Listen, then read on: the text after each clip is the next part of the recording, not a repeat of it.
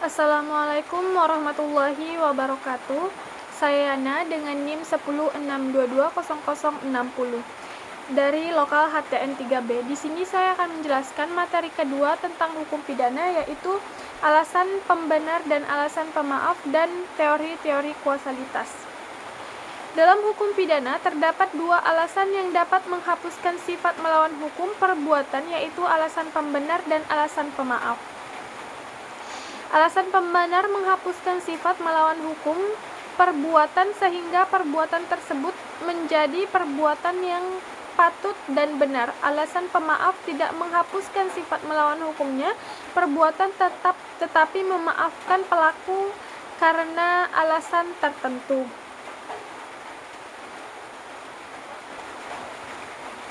Alasan pemaaf berdasarkan Kitab Undang-Undang Hukum Pidana KUHP Indonesia, alasan pembenar yang diakui adalah sebagai berikut. Yang pertama, pembelaan terpaksa atau nudwir.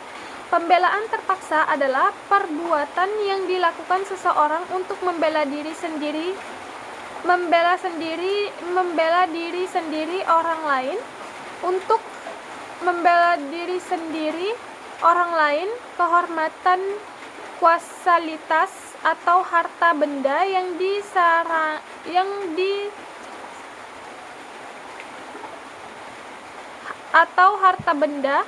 dari serangan atau ancaman serangan yang melawan hukum pada saat itu. Kemudian melaksanakan peraturan perundang-undangan. Perbuatan yang dilakukan oleh seseorang berdasarkan perbuatan peraturan perundang-undangan yang berlaku tidak dapat dipidana. Kemudian melaksanakan perintah jabatan yang sah. Perbuatan yang dilakukan oleh seseorang berdasarkan perintah jabatan yang sah dari pejabat yang berwenang tidak dapat dipidana. Kemudian alasan pemaaf. Alasan pemaaf dapat diartikan sebagai alasan yang menghapuskan kesalahan pelaku. Artinya pelaku tetap melakukan perbuatan yang melawan hukum, tetapi kesalahannya telah dihapuskan oleh alasan pemaaf. Kemudian berdasarkan KUHP Indonesia, alasan pemaaf yang diakui adalah sebagai berikut. Yang pertama, keadaan darurat. Keadaan darurat adalah keadaan yang memaksa seseorang untuk melakukan perbuatan yang melawan hukum untuk menyelamatkan diri atau orang lain dari bahaya yang mengancam jiwa atau kemerdekaan. Kemudian ketidakmampuan bertanggung jawab. Ketidakmampuan bertanggung jawab adalah keadaan di mana seseorang tidak dapat mempertanggungjawabkan perbuatan karena kurang sempurna akalnya atau terganggu karena sakit. Kemudian kesalahan yang tidak disengaja. Kesalahan yang tidak disengaja adalah kesalahan yang paling ringan, yaitu kesalahan yang disebabkan oleh kelalaian yang tidak besar.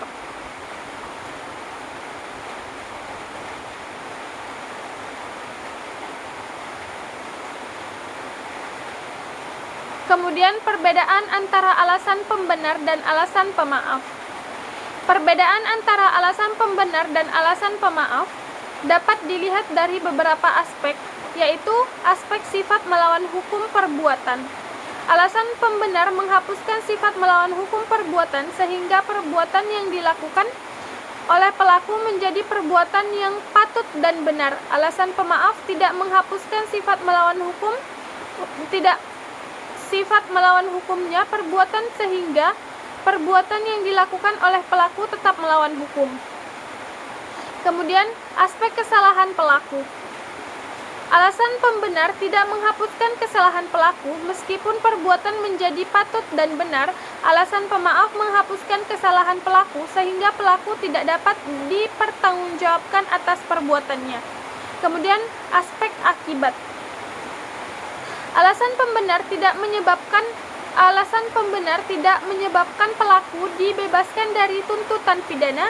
Alasan pemaaf dapat menyebabkan pelaku dijatuhi pidana tetapi dengan pembenaran atau pengurangan pidana. Kemudian contoh kasus.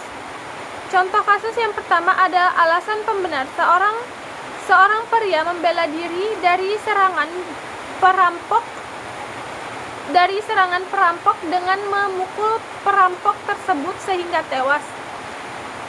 Kemudian seorang petugas kepolisian menembak mati seseorang penjahat yang sedang menodongkan pistol ke arahnya.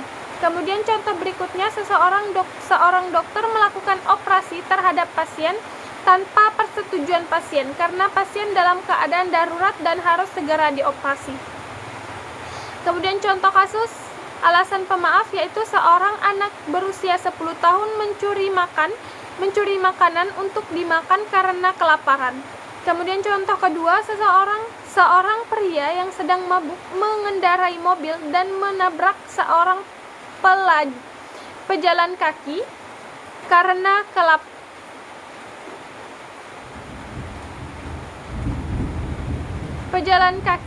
Kemudian contoh yang terakhir yaitu ada seorang wanita yang sedang hamil 7 bulan membunuh suaminya yang telah berulang kali melakukan kekerasan dalam rumah tangga.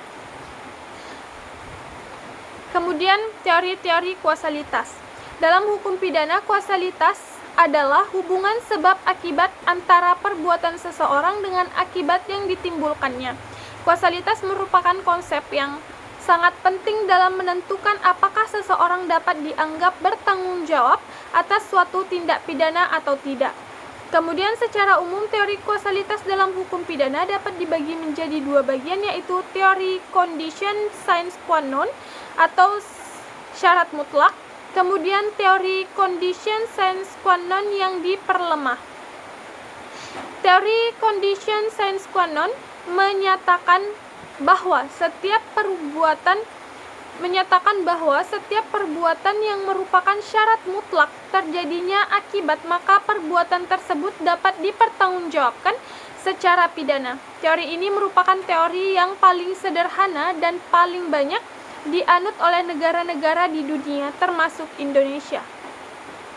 Kemudian dalam teori ini, seorang dapat dipertanggungjawabkan atas suatu tindak pidana jika perbuatannya merupakan syarat mutlak terjadinya akibat yang dilarang.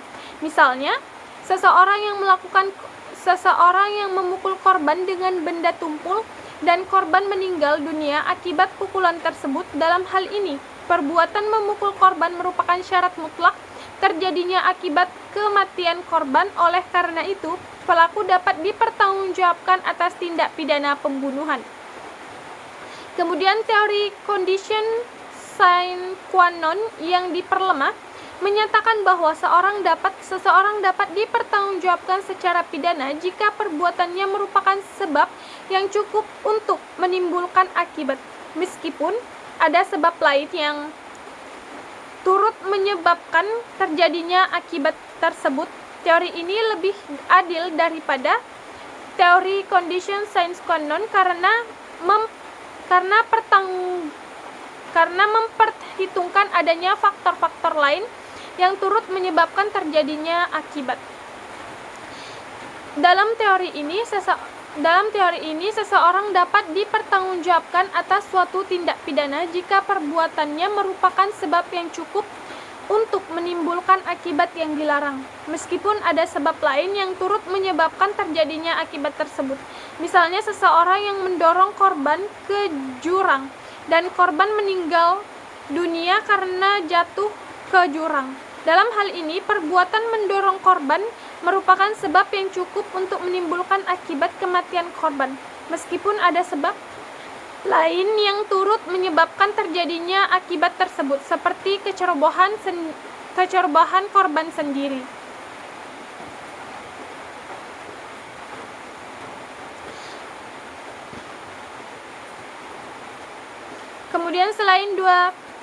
Kemudian selain dua teori tersebut, terdapat pula teori kausalitas lain yang lebih kompleks, seperti teori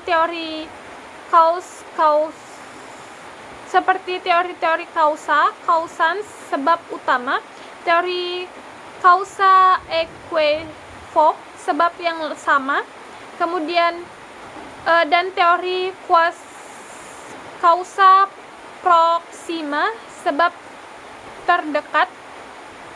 Kemudian namun teori-teori tersebut jarang dianut oleh negara-negara di dunia. Baik, itulah penjelasan saya dari materi kedua. Wassalamualaikum warahmatullahi wabarakatuh.